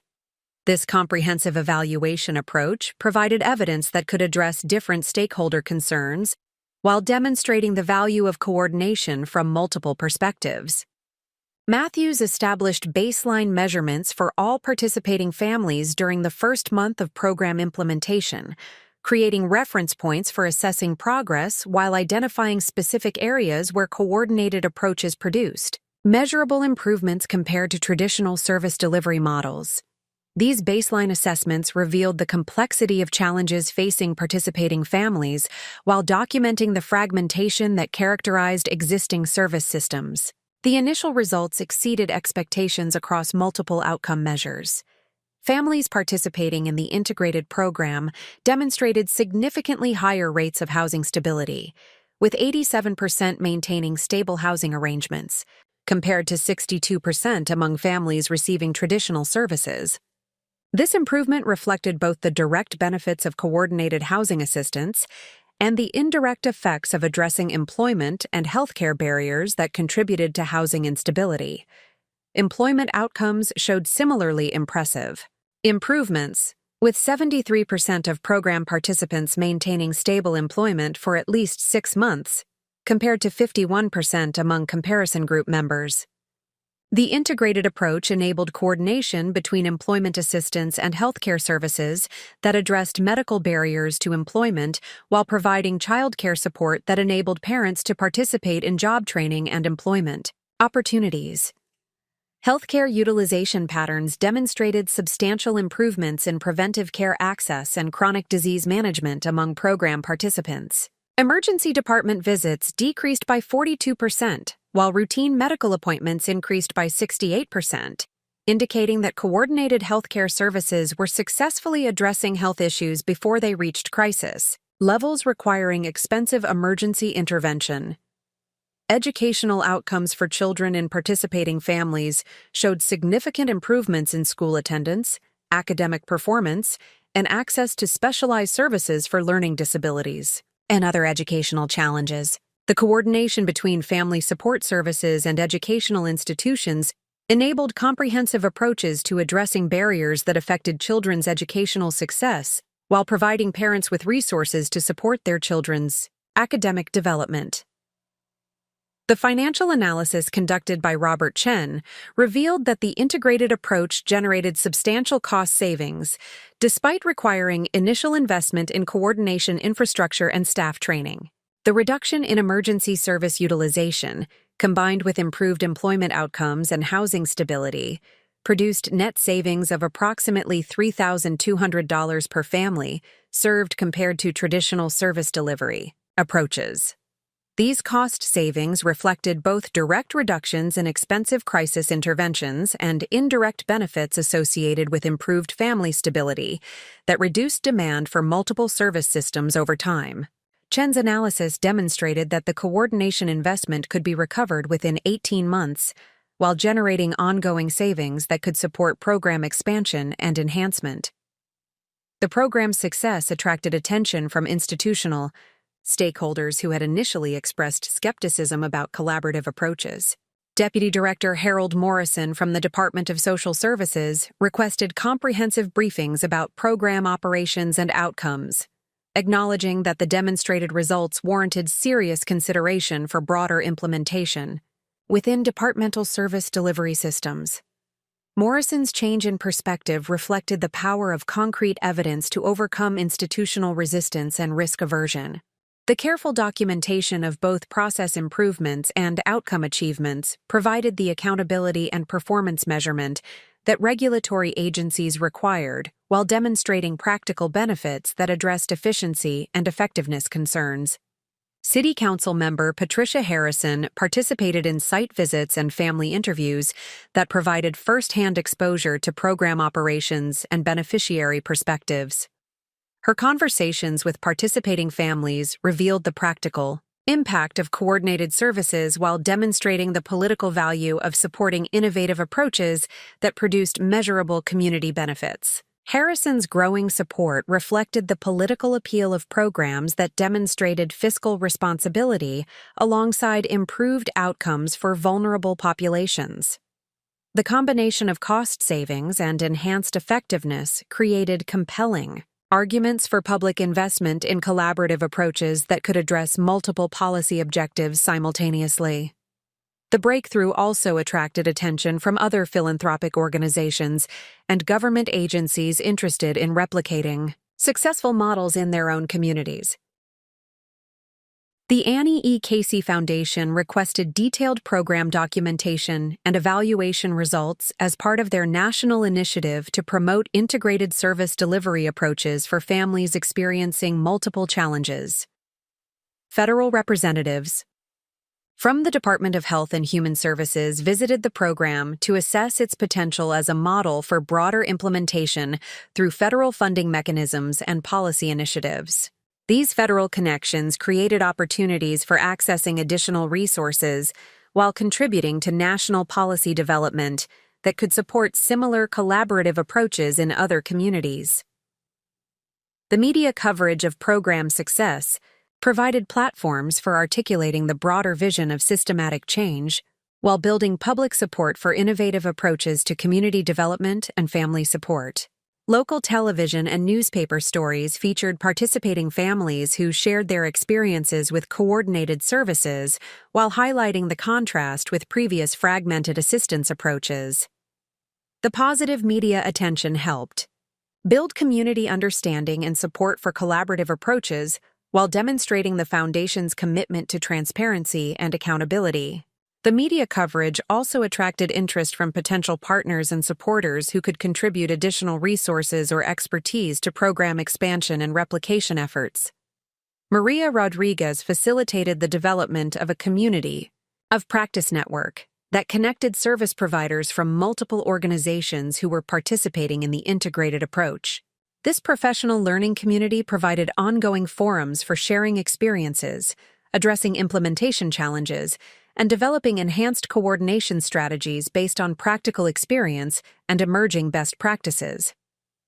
The community of practice meetings revealed that frontline service providers were experiencing significant job satisfaction improvements associated with their ability to address client needs more comprehensively through coordinated approaches.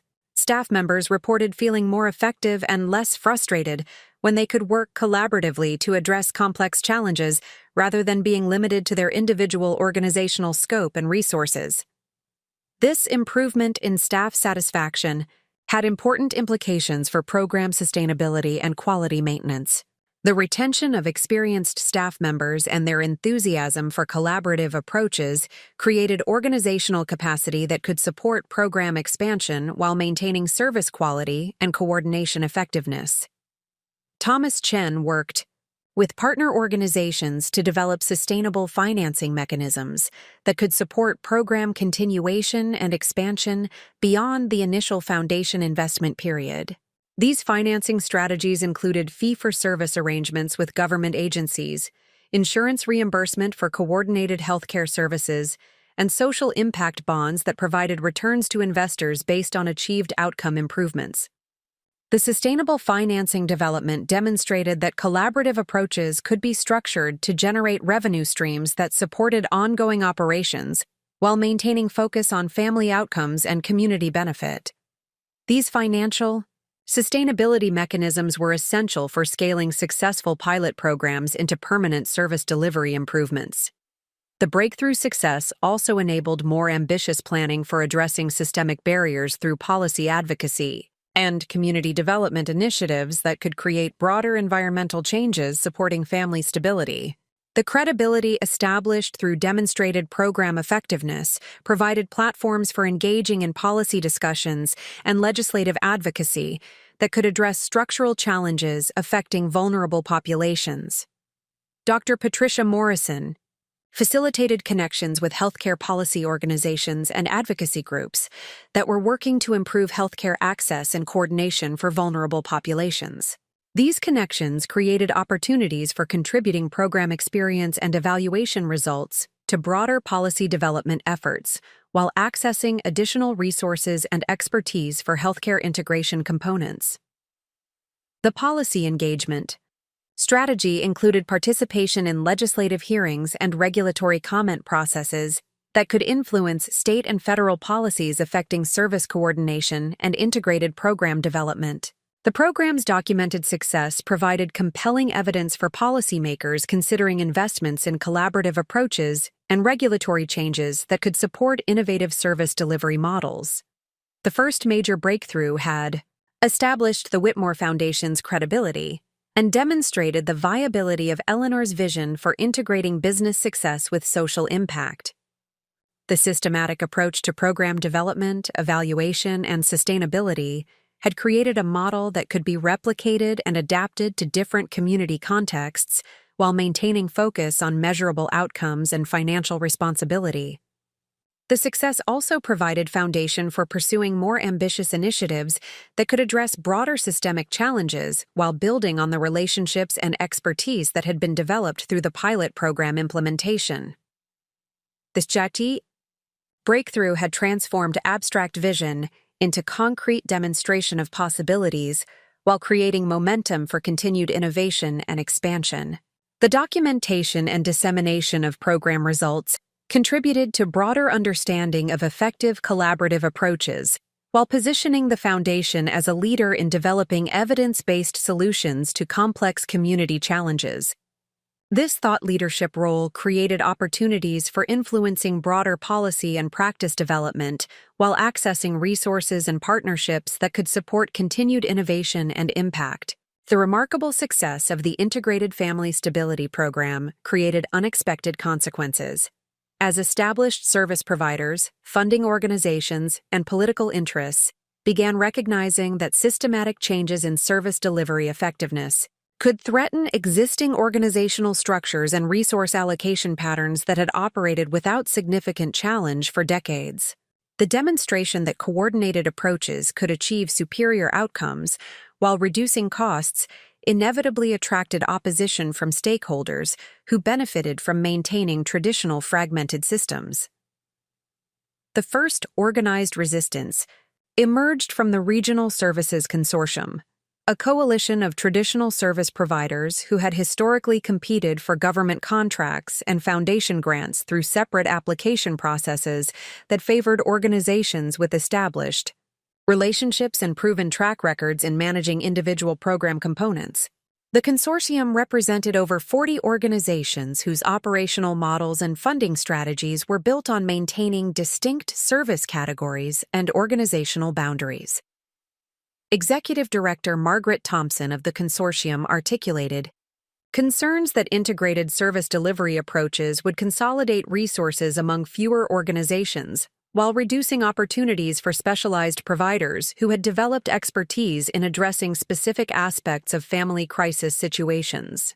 Her opposition reflected legitimate organizational interests in preserving institutional independence and financial sustainability that could be threatened by coordination requirements and shared accountability systems. Thompson's resistance strategy focused on questioning the sustainability and scalability of integrated approaches, while emphasizing the risks associated with departing from proven service delivery models that had operated successfully for extended periods. Her arguments resonated with organizational leaders who were concerned about losing competitive advantages and funding relationships that had required substantial investment to develop and maintain. The consortium organized systematic opposition through coordinated advocacy that emphasized the importance of maintaining organizational diversity and specialized expertise within the service delivery ecosystem. Their position papers argued that integration could reduce innovation and responsiveness by creating bureaucratic structures that prioritized coordination over direct service quality and client-focused program development. The opposition campaign included lobbying efforts directed toward government funding agencies and private foundations that could influence resource allocation decisions, affecting both the integrated program and traditional service providers. These advocacy activities were designed to create political pressure that could limit expansion of collaborative approaches while protecting existing funding streams for conventional organizational models. Regional Manager David Patterson from the State Department of Social Services emerged as a significant institutional opponent who expressed concerns about the accountability and oversight challenges associated with coordinated service delivery, approaches that operated across traditional program boundaries and funding categories. His resistance reflected bureaucratic interests in maintaining clear lines of authority and responsibility that facilitated regulatory compliance and performance measurement. Patterson's opposition was based on legitimate administrative concerns about managing complex interorganizational arrangements that could complicate oversight responsibilities while creating potential liability issues if coordination failures resulted in adverse outcomes for participating families. His institutional perspective emphasized risk management and regulatory compliance over innovation and outcome improvement. The state-level resistance included questions about whether integrated approaches could maintain compliance with federal funding requirements that often specified distinct service categories and performance measurement systems for different types of assistance programs. These regulatory concerns reflected the complexity of federal policy frameworks that had evolved to support separate categorical programs rather than comprehensive integrated services. Patterson initiated formal reviews of the pilot program's compliance with existing regulatory requirements, while requesting detailed documentation about coordination procedures and accountability mechanisms that governed interorganizational service delivery activities. These reviews created administrative burdens that required substantial staff time and legal consultation, while potentially delaying program expansion and replication efforts. The regulatory scrutiny also included questions about client confidentiality and information sharing protocols that enabled coordination among different service providers who historically maintained separate case management systems and privacy protection procedures. These privacy concerns reflected legitimate legal requirements while potentially creating barriers to the information sharing that was essential for effective coordination. Uncle Richard's opposition represented the most personal and sustained challenge to the Foundation's innovative approaches, as he continued pursuing legal strategies designed to contest Eleanor's will, while undermining confidence in the Foundation's management and strategic direction. His resistance had evolved from initial shock and disappointment into systematic efforts to discredit both the inheritance decision and the subsequent program development activities.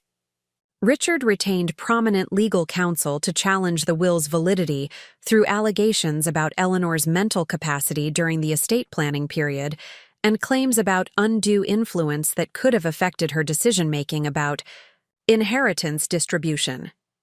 These legal challenges required substantial resources for defense while creating uncertainty about the foundation's long-term sustainability and operational authority.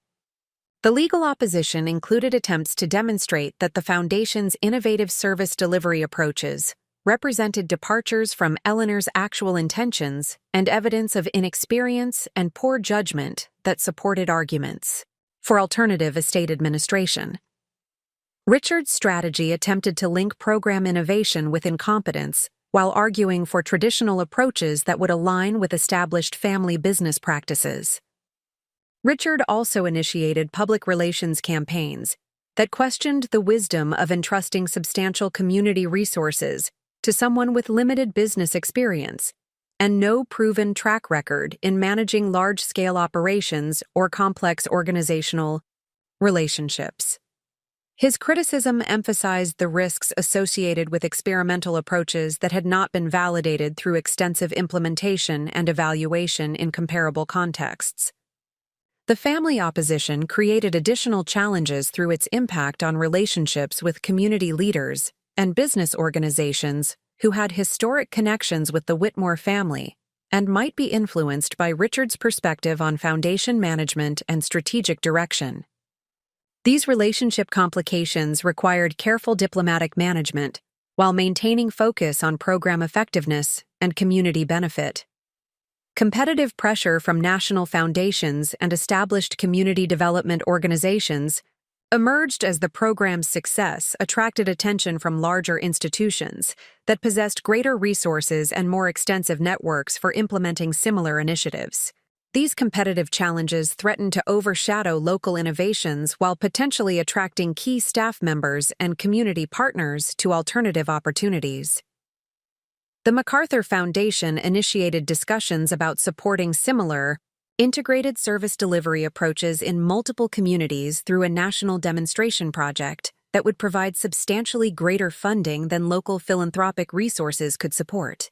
This opportunity represented both validation of the program model and potential competition for local implementation leadership and community recognition. National consulting organizations specializing in social service integration began marketing their services to government agencies and foundations interested in implementing coordinated approaches based on emerging evidence about effectiveness and cost savings. These commercial competitors possessed sophisticated marketing capabilities and established relationships that could influence funding decisions and policy development in ways that favored their proprietary models over locally developed approaches.